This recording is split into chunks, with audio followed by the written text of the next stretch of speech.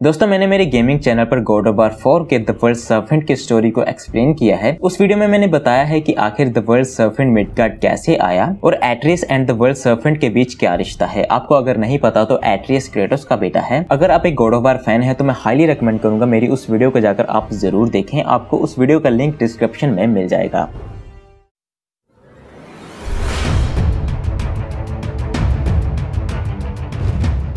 Okay guys, तो जैसा कि आपने थंबनेल में देख ही लिया होगा कि हम आज ग्रीस मैथोलॉजी के हरक्यूलिस को नॉर्स मैथोलॉजी के थोर से भिड़वाने वाले हैं। कीप इन माइंड कि ये वीडियो में मैंने सिर्फ अपना ओपिनियन दिया है। मैं इन दोनों कैरेक्टर की स्ट्रेंथ, ड्यूरेबिलिटी और हथियारों को एक एक करके कंपेयर करूंगा और वीडियो के अंत में मैं बताऊंगा कि इन दोनों में से कौन ज्यादा ताकतवर है। वीडियो शुरू करने से पहले हम कुछ रूल जान लें। नंबर 1, मैं इस वीडियो में थोर और हरक्यूलिस का मुकाबला उनकी रिस्पेक्टिव मैथोलॉजी के अनुसार करवाऊंगा। मतलब थोर नॉर्स मैथोलॉजी के अनुसार कितना ताकतवर था और हरक्यूलिस ग्रीस मैथोलॉजी के अनुसार कितना ताकतवर था। और ये वीडियो मार्वल कॉमिक के थोर और डीसी कॉमिक के हरक्यूलिस के बारे में बिल्कुल नहीं है। इन कॉमिक्स में इन दोनों कैरेक्टर्स को बहुत ओवरपावर्ड बताया गया है। और दूसरा है कि क्रेटोस इस वीडियो में बिल्कुल भी अलाउड नहीं है। इनकी फाइट करवाने से पहले अगर आप इस चैनल पर नए हो तो सब्सक्राइब करें और बेल आइकन को भी जरूर दबाइएगा। और मैं इन दोनों कैरेक्टर थोर और हरक्यूलिस की ऑलमोस्ट 80% स्टोरी को अपने चैनल पर एक्सप्लेन कर चुका हूँ, तो आपको उन वीडियो का लिंक डिस्क्रिप्शन में मिल जाएगा।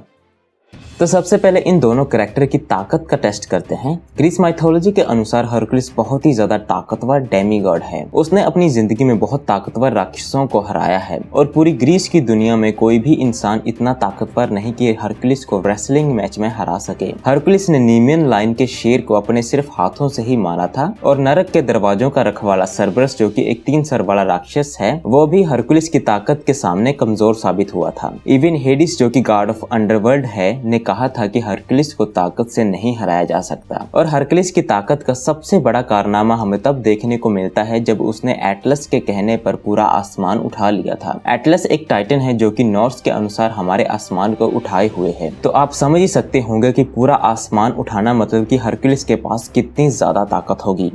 अब बात करते हैं थोर की। तो नॉर्स माइथोलॉजी के अनुसार थोर भी एक बहुत ही ज्यादा ताकतवर देवता है। एक बार उसे चुनौती में एक बुढ़ी औरत से लड़ने को कहा जाता है। वो बुढ़ी औरत कोई और नहीं बल्कि समय थी और समय को हराना लगभग नामुमकिन है। पर कहा जाता है कि जब थोर की लड़ाई समय से हो रही थी तो उसने ऑलमोस्ट समय को कुछ सेकंड्स के लिए रोक दिया था। ये सुनने में बहुत छोटी सी बात लगती है पर ये कोई मामूली बात नहीं। दोस्तों मुझे लगता है कि भगवान शिवा यानी महादेव के अलावा समय को कोई और नहीं हरा सकता। दोस्तों श्री कृष्ण ने भी कहा था कि सृष्टि और समय एक ऐसा पावर है जिसे रोका नहीं जा सकता, पर अगर महादेव चाहें तो वो समय को चकनाचूर कर सकते हैं। और थोर ने समय को कुछ सेकंड्स के लिए रोक दिया था। तो हम समझ ही सकते हैं कि थोर कितना ताकतवर होगा। मैं थोर को महादेव से कंपेयर नहीं कर रहा। महादेव थोर से बहुत ज्यादा ताकतवर हैं। मैं बस इस एग्जाम्पल से आपको थोर की ताकत का अनुमान दे रहा हूँ। बाद में थोर को एक बिल्ली उठाने को कहा जाता है। वो बिल्ली कोई और नहीं बल्कि द वर्ल्ड सर्पेंट होती है। The world serpent Norse mythology में एक बहुत बड़ा सांप है जिसका आकार पूरी धरती के बराबर है और थोर ने लगभग उस सांप को उठा ही लिया था।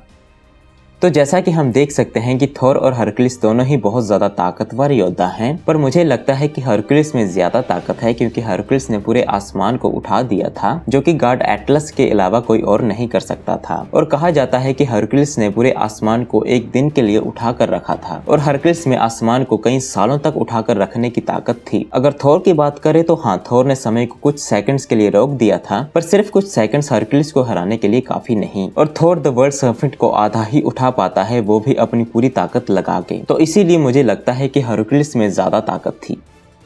अब बात करते हैं ड्यूरेबिलिटी टेस्ट की। आप सब तो जानते ही होंगे कि सिर्फ ताकत के बलबूते पर जंग नहीं जीती जा सकती। आपकी ड्यूरेबिलिटी यानी सहनशीलता भी बहुत ज्यादा जरूरी है। थोर और हरक्यूलिस दोनों ही बहुत मजबूत योद्धा हैं और इन्हें किसी भी मामूली हथियारों से मारा नहीं जा सकता। बात करें हरक्यूलिस की तो हरक्यूलिस ने बहुत ताकतवर योद्धा राक्षसों को हराया है और हरक्यूलिस ने बड़े बड़े हथियारों की मार भी झेली है। तो हम कह सकते हैं कि हरक्यूलिस की ड्यूरेबिलिटी बहुत ज्यादा है। पर हरक्यूलिस की मौत हाइड्रा ड्रैगन के जहर से हुई थी। बाय द वे, मैंने हरक्यूलिस पर 2 वीडियो बनाई है जिसमें मैंने हरक्यूलिस की पूरी स्टोरी को एक्सप्लेन किया है और आपको उन वीडियो का लिंक डिस्क्रिप्शन में मिल जाएगा। कहा जाता है कि हाइड्रा ड्रैगन के जहर से हरक्यूलिस का शरीर उसी समय जलने लगा था और हरक्यूलिस को जहर के कारण बहुत ज्यादा दर्द हो रहा था। ये जहर हरक्यूलिस को मारने के लिए काफी नहीं था, पर ये जहर हरक्यूलिस के शरीर को बहुत ज्यादा दर्द और उसे बहुत ज्यादा तड़फा रहा था। ये दर्द इतना बढ़ गया था कि हरक्यूलिस ने इस दर्द से छुटकारा पाने के लिए आत्महत्या कर ली थी। यहाँ हमें पता चलता है कि हरक्यूलिस के दर्द को बर्दाश्त करने की एक लिमिट है और हाइड्रा के कुछ बूंद जहर से ही हरक्लिस का ये हाल हो गया था।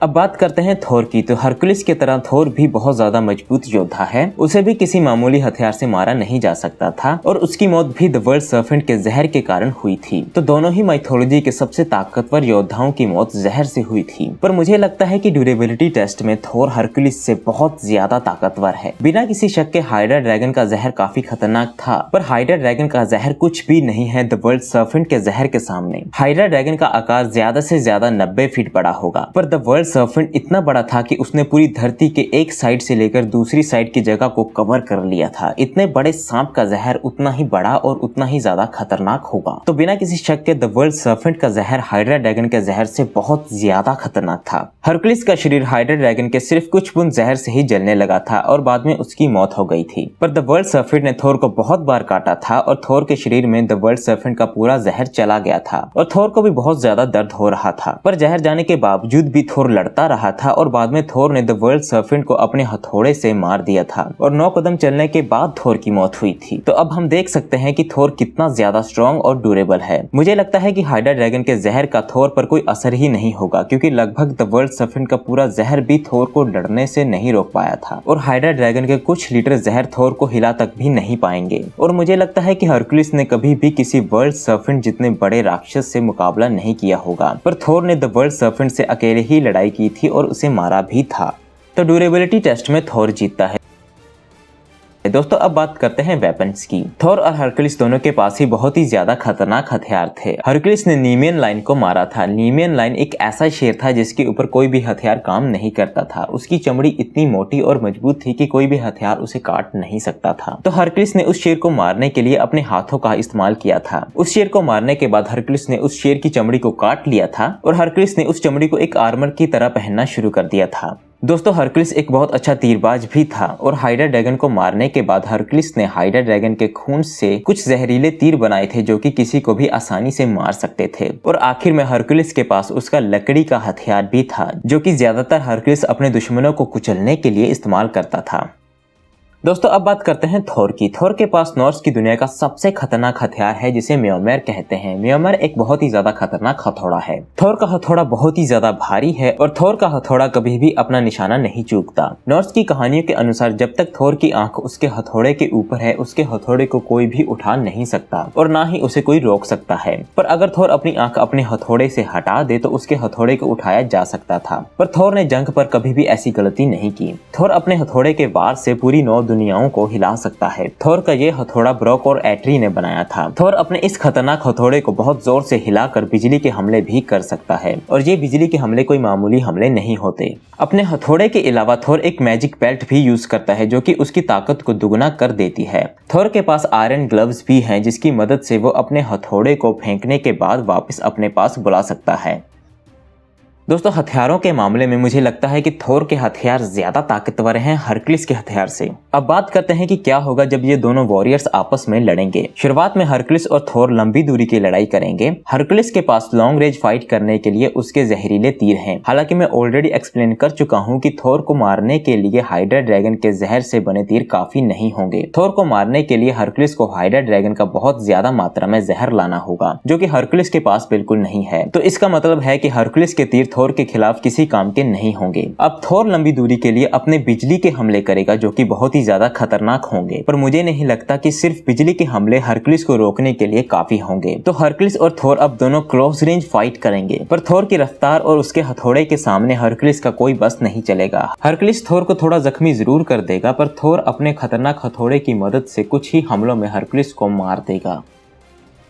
दोस्तों ये ऑलमोस्ट वन साइडेड फाइट होगी। अगर थोर अपना हथौड़ा यूज ना करे तो शायद हरक्लिस और थोर के बीच बराबरी की जंग हो, पर मुझे नहीं लगता कि ये पॉसिबल है। मैं मानता हूँ कि हरक्लिस ने बहुत बड़े बड़े राक्षसों को हराया है जैसे हाइड्रा ड्रैगन और नीमियन लाइन, पर हरक्लिस द्वारा हराए राक्षस कुछ भी नहीं है द वर्ल्ड सर्पेंट के सामने। द वर्ल्ड सर्पेंट इतना बड़ा और इतना ताकतवर है कि अगर वो एक सीधी लाइन में खड़ा हो जाए तो वो पूरी 9 दुनियाओं से भी बड़ा निकलेगा और थोर ने उसी वर्ल्ड सर्पेंट को बिना किसी मदद के 2 बार हराया था। तो हरक्लिस और थोर के बीच थोर ज्यादा ताकतवर है और अगर ये वॉरियर्स आपस में लड़ेंगे तो इस लड़ाई में थोर की जीत होगी।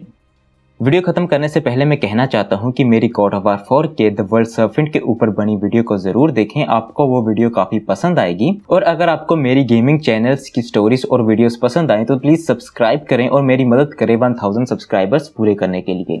और मुझे उम्मीद होगी आपको मेरी थॉर वर्सेस हरकुलिस की फाइट की वीडियो पसंद आई हो।